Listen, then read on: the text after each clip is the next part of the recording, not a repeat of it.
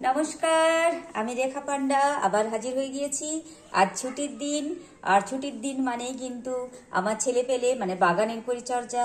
আজকে আমি গাছগুলো প্রুনিং করব প্রচুর প্রচুর ফুল পাওয়ার জন্য এই শীতে। আর প্রুনিং করার পরে তাদের পরিচর্যা হিসেবে কি কি স্টেপগুলো আমি গ্রহণ করছি আপনাদের তো জানতে হবে। তো তাহলে চলুন সবাই মিলে বাগানে যাওয়া যাক। গাছগুলো প্রায় সারা বছর ধরে আমি প্রুনিং করি, কারণ গাছের একটা সুন্দর শেপ থাকলে পরে গাছগুলো দেখতে ভালো লাগে। যাই হোক, এই গাছটা আমি বহু কষ্টে বাঁচালাম প্রায়, কারণ এবছরে এত বৃষ্টি হয়েছে যে অনেক গাছই একদম মরণাপন্ন হয়ে গিয়েছিল, আর অনেক গাছ মরেও গিয়েছে। এই গাছটিকেও দেখুন, এই গাছটাও এরকম বেহাল অবস্থা হয়ে গিয়েছিল। যাই হোক, এটাকে বহু কষ্টে আমি জীবনদান করেছি।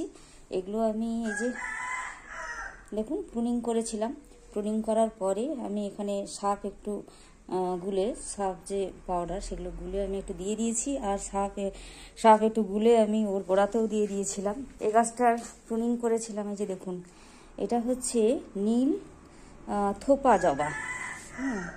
একদম বেশ সুন্দর কালার, একটা নীল কালারের জবা। তো এই গাছটারও সমস্যা হয়ে গিয়েছিল।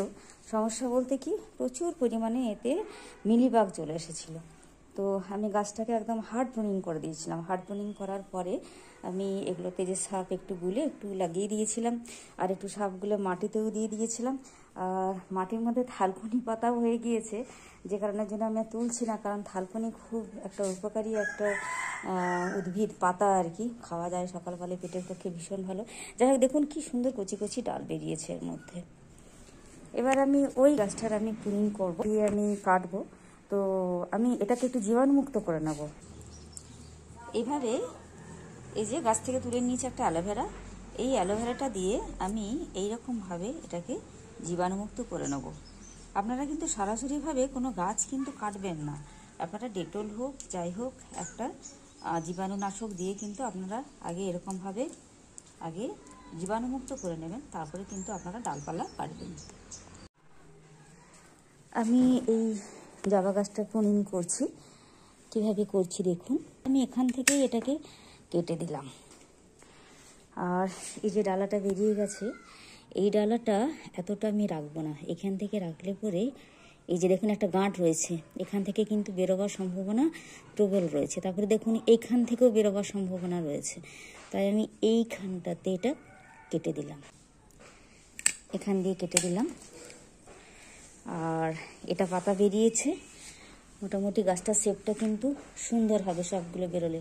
এটা দেখুন মাথাগুলো কীরকম একটু মুড়িয়ে মুড়িয়ে গিয়েছে। আমি এটাকেও কেটে দিলাম, এটাও কেটে দিলাম। এই যে মোটামুটি এরকম একটা শেপ এসেছে।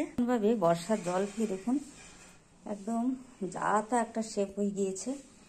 তো এগুলোও আমি কিন্তু প্রুনিং করে নেব, একদম আমি ছোট ছোট করে দেবো।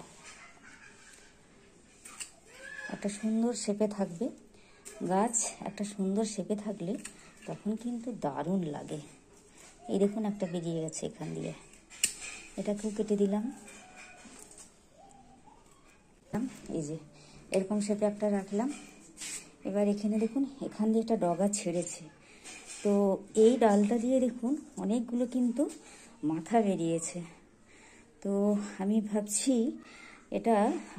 এটা হুকটা বেরিয়েছে বেরোক, আমি এটাকে বেশি ডাল পাওয়ার জন্য আমি এখান দিয়ে এটাকে দিলাম। এটা কিছুই হবে না, ফুল টুল কিছু হবে না, এটাকে কেটে বাদ দিয়ে দিলাম, এখান থেকে কেটে দিলাম, ব্যাস হয়ে গেল।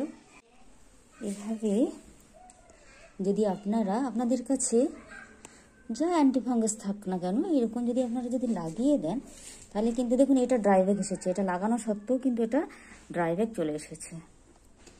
তো যাই হোক, অধিকাংশ ক্ষেত্রে আসে না, আমরা এরকম লাগিয়ে দিলাম। তো বাইরে এমনিতেই প্রচণ্ড রোদ, যে কারণের জন্য আমি একদম শেডের মধ্যে নিয়ে এসে কাজটা করছি।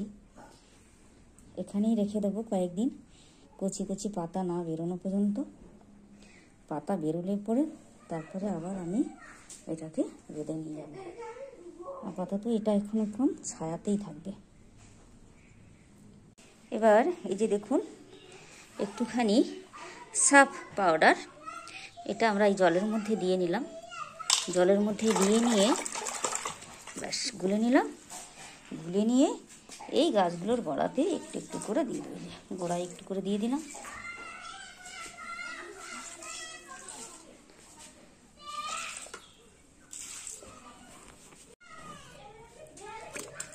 ব্যাস এভাবে গাছের গোড়াতে দিয়ে দেবো। যদি গোড়াতেও যদি কোনোভাবে যদি কোনো রকম যদি ফাঙ্গাস লেগে থাকে তাহলে কিন্তু এটা কিন্তু প্রোটেক্ট করবে। এবার আমি এটাকেও সেমি সেটে রেখে দেবো। রেখে দেওয়ার পরে যখন কচি কচি পাতা বেরোবে তখন আপনাদের দেখাবো।